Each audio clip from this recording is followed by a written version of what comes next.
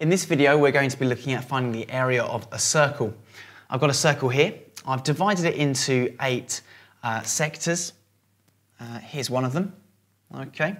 And what I've done over here is I've taken my 8 sectors and I've arranged them next to each other.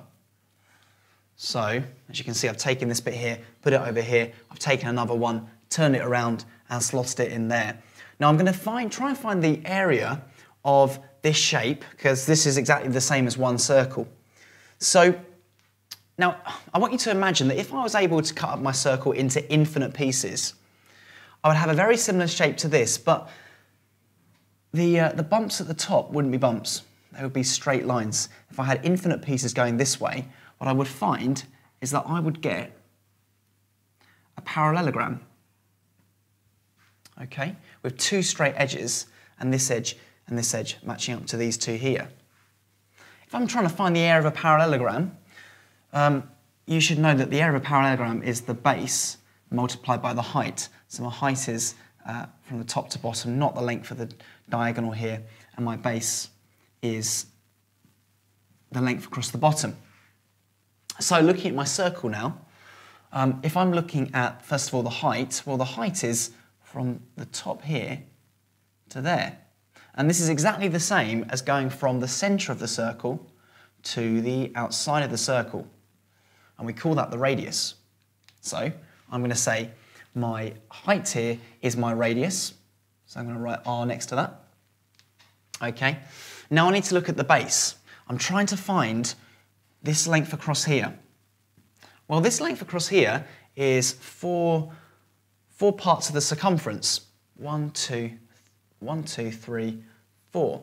So it's like me going from there to there. Okay. What's that? That's half the circumference. Now we know that the circumference is equal to pi multiplied by the diameter. We also said the circumference is equal to 2 times pi times r. If I take this formula here, I'm trying to find, I know this is the whole circumference, 2 times pi times r, and I'm looking at finding out half the circumference. Well, it's, instead of being 2 times pi times r, it's just going to be pi multiplied by r, because that's half of 2 times pi times r. So my length along the bottom, pi times r, my height is the radius, therefore the area of the whole thing, using my base times height, is going to be pi times the radius multiplied by the radius.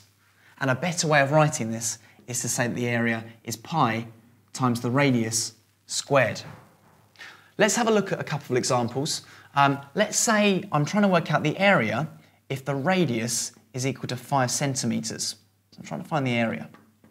Well, I know that my area is equal to pi multiplied by 5 squared. Okay, it's not saying it's pi times 5 and then square the answer. It's 5 squared multiplied by pi, which is the same as pi multiplied by 25.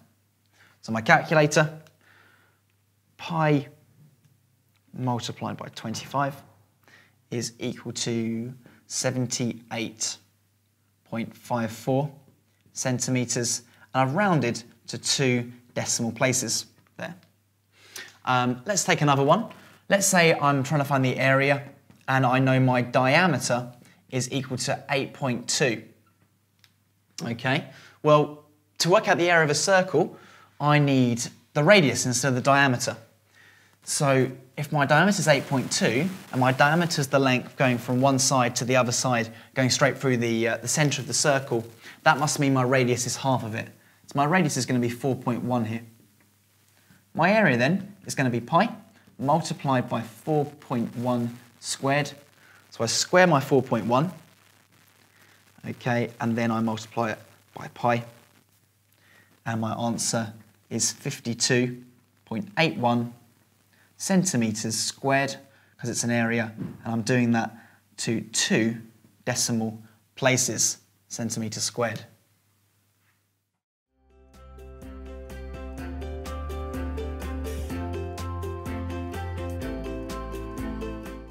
Okay, Mary, so let's have a look at this one. So solve x plus 2x equals 12. So what do you think you do first? Okay, well, I want x on its own, so I would put x